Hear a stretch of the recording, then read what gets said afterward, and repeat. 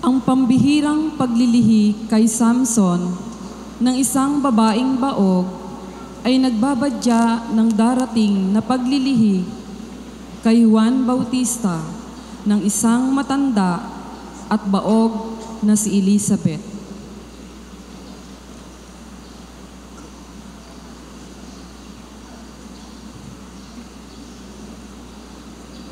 Pagbasa mula sa aklat ng mga hukbo. Noong mga araw na iyon, sa bayan ng Sora, ay may isang lalaking Manoah ang pangalan, kabilang sa lipi ni Dan. Ang asawa niya ay hindi magkaanak. Minsan, napakita sa babae ang anghel ng Panginoon at sinabi, "Hanggang ngayon wala kang anak, ngunit hindi magtatagal, maglilihi ka at manganganak. Mula ngayon ay huwag kang iinom ng anumang uri ng alak, ni titikim ng anumang bawal na pagkain. Kung maipanganak mo na siya, huwag mong papuputulan ng buhok, pagkat mula pa sa kanyang pagsilang ay itinalaga na siya sa Diyos. Siya ang magsisimulang magligtas sa Israel mula sa mga Pilisteo." Ang babae lumapit sa kanyang asawa at kanyang sinabi, "Napakita sa akin ang isang propeta ng Diyos, parang anghel. Kinikilabutan ako. Hindi ko tinanong kung taga saan siya at hindi naman niya sinabi kung sino siya. Huwag daw akong iinom ng alak, ni titikim ng anumang bawal na pagkain, pagkat ang sanggol na isisilang ko'y itatalaga sa Diyos." Dumating ang araw at nanganak ang asawa ni Manoah. Lalaki ang sanggol at pinangalanan nilang Samson. Lumaki ang bata na patuloy na pinagpapala ng Panginoon. Ang Espiritu ng Panginoon ay lumulukob kay Samson. Ang salita ng Diyos. Salamat sa Diyos.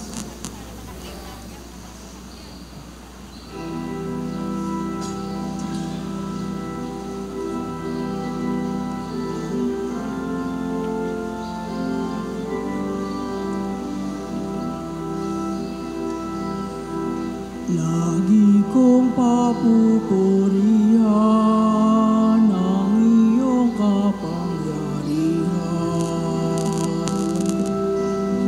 Lagi kong papupurihan ang iyong kapangyarihan. Ikaw nawa ang muog ko at iligtas na kanlungan, matatag na kublihan ko at matibay na sanggalang. Sa lahat ng masasama, O Diyos, ako'y ipaglaban. Lagi kong papupurihan ang iyong kapangyarihan. Panginoon, sa iyo ko inilalagak ang pag-asa. Maliit pang bata ako, sa iyo'y may tiwala na. Sa simula at mula pa, wala akong inaasahang mag-iingat sa sarili, kundi tanging ikaw lamang. Lagi kong mapupurihan ang iyong kapangyarihan. Pagkat ikaw, Panginoon, ay malakas at dakila, ang taglangay mo yung katangi ay iahayag ko sa madla. Sa pulpa sa pagkabata, ako'y iyong tinuruan. Hanggang ngayon, sinasambit ang gawa mong hinahangaan. Lagi kong mapupurihan ang iyong kapangyarihan. Lagi kong papupurihan ang iyong kapangyarihan. Magsitayo po ang lahat bilang parangal sa mabuting balita.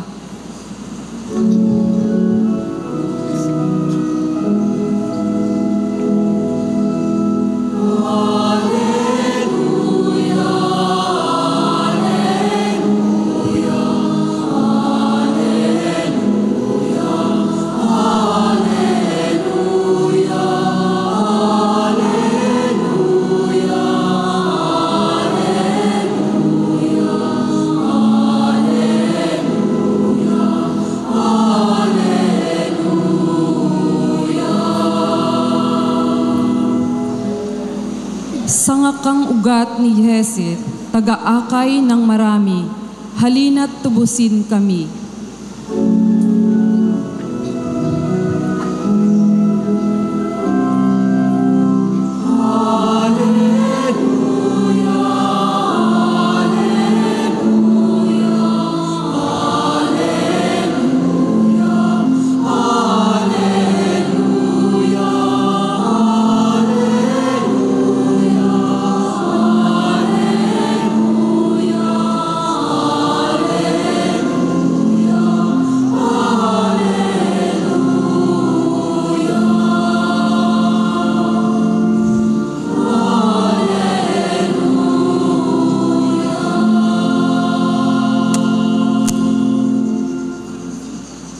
Sumainyo ang Panginoon.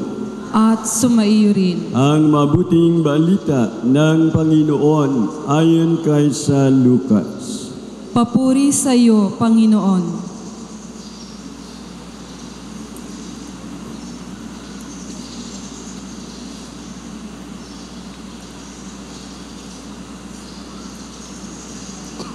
Noong si Herodes ang hari ng Judea, ang saserdote na angalay Zacarias sa pangkat ni Abias.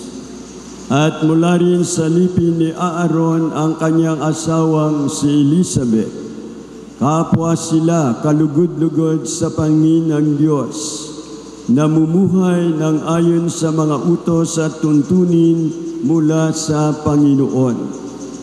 Wala silang anak sapagkat baog si Elizabeth at sila'y matanda na. Ang pangkat ni Zacarias ang nanunungkulan noon at siya'y naglilingkod sa harapan ng Diyos bilang saserdote. Nang sila'y magsapalaran ayon sa kaugalian ng mga saserdote, siya ang nahirang na maghandog ng kamangyan. Kaya't pumasok siya sa templo ng Panginoon sa oras ng pagsusunog ng kamangyan. Samantalang nakakatipon sa labas ang mga tao at nananalangin. Walang ano-ano'y napakita sa kanya ang isang anghel ng Panginoon nakatayo sa gawing kanan ng damba ng sunugan ng kamangyan. Nagulat si Zacarias at sinidlan ng matinding takot nang makita ang anghel. Ngunit sinabi nito sa kanya,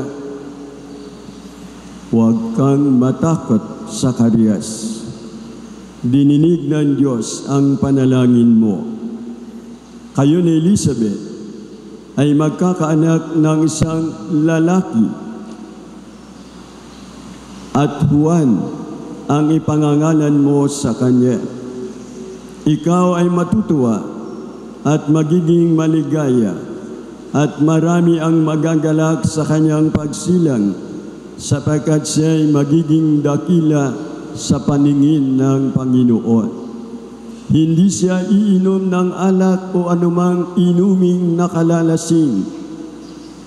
Sa sinapupunan pa lamang ng kanyang ina, mapupuspos na siya ng Espiritu Santo.